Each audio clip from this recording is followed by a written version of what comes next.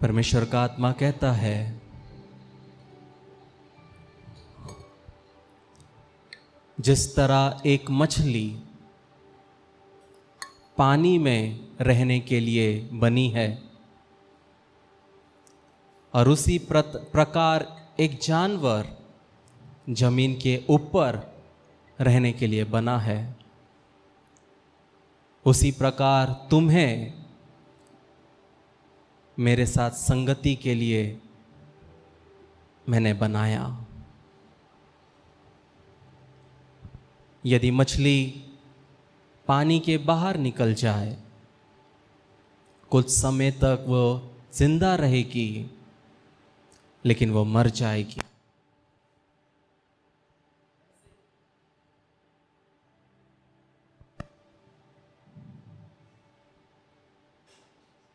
वैसे ही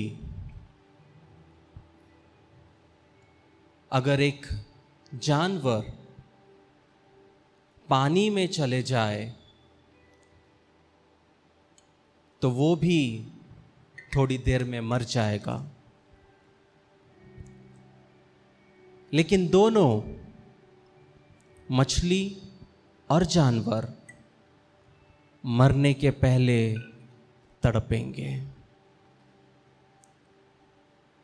क्योंकि जिसको जिसमें रहने के लिए मैंने चुना वो उसमें नहीं रहा। उसके जीवन में मृत्यु तो आई, लेकिन वो मृत्यु उसे तड़प तड़प कर उसमें जाना पड़ा। मैंने मनुष्य को अपने साथ संगति के लिए बनाया, लेकिन पाप की वजह से उसके जीवन में, मनुष्य के जीवन में, तुम्हारे जीवन में मृत्यु आई।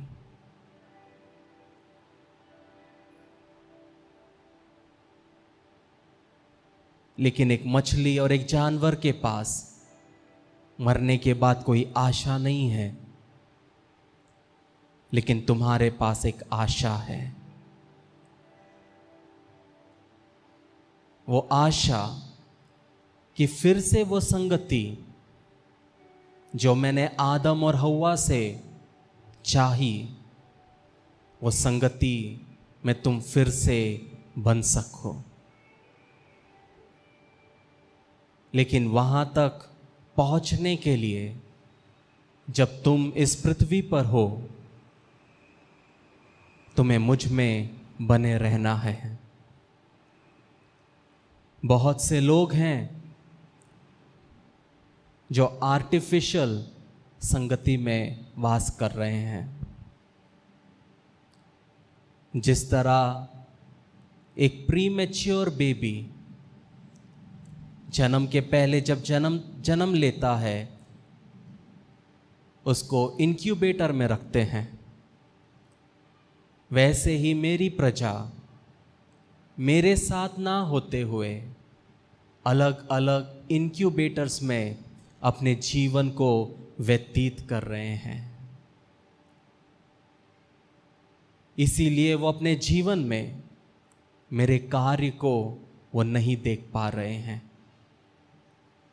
वो अपने बलबूते कुछ अचीव करने की कोशिश कर रहे हैं, और जो व्यक्ति अपने बलबूते पर कुछ हासिल करने की कोशिश करेगा, वो कभी भी अपने कार्य में सफल नहीं होगा। क्योंकि जैसे मेरा वचन कहता है, ना तो बल से ना शक्ति से, पर मेरी आत्मा के द्वारा।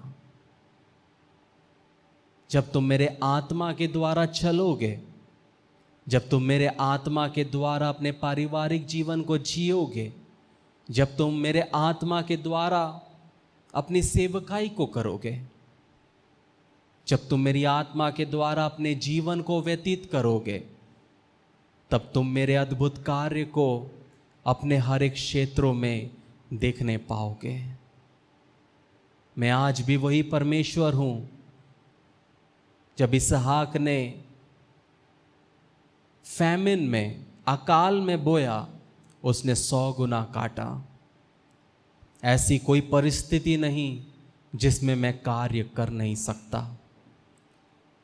ऐसा कोई प्रॉब्लम नहीं जिसका मेरे पास सॉल्यूशन नहीं। ऐसा कोई दर्द नहीं जिसका मेरे पास इलाज नहीं। ऐसा कोई आंसू नहीं जिसको मैं पहुंच नहीं सकता। ऐसी कोई बीमारी नहीं जिसको मैं चंगा नहीं कर सकता, क्योंकि मृत्यु और जीवन की कुंजी मेरे हाथ में है। जो मुझ पर विश्वास करेगा वो अनंत जीवन पाएगा, लेकिन जो विश्वास नहीं करेगा वो पहले से ही अपने आप को अपराधी बना चुका है। यही समय है, जाचो। यही समय है, वापस आ जाओ। जिस प्रकार उड़ाव पुत्र अपने जीवन में अपनी गलती को समझकर वो वापस लौटा, उसी तरह मेरे पास लौटाओ। जिस प्रकार उसका पिता उस पुत्र का इंतजार करा,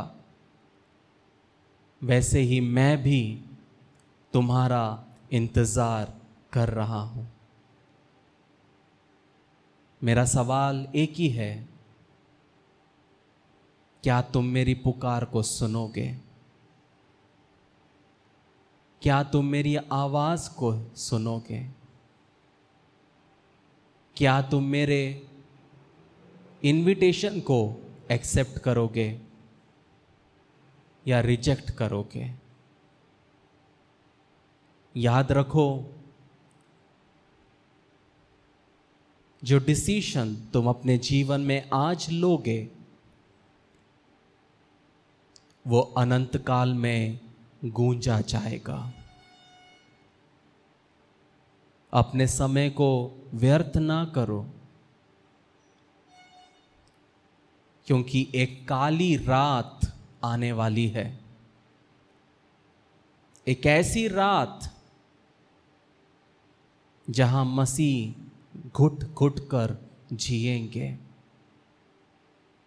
एक ऐसी रात जहां पे मेरा कार्य ना के बराबर होगा। लेकिन जब वो समय आएगा, समझ लेना मेरा आना करीब है। इसलिए जागते रहो, सचेत रहो, प्रार्थना में लगे रहो, आत्मा को ना बुझाओ, भविष्यवाणी को तुच्छ ना जानो, ऐसा परमेश्वर का आत्मा कहता है।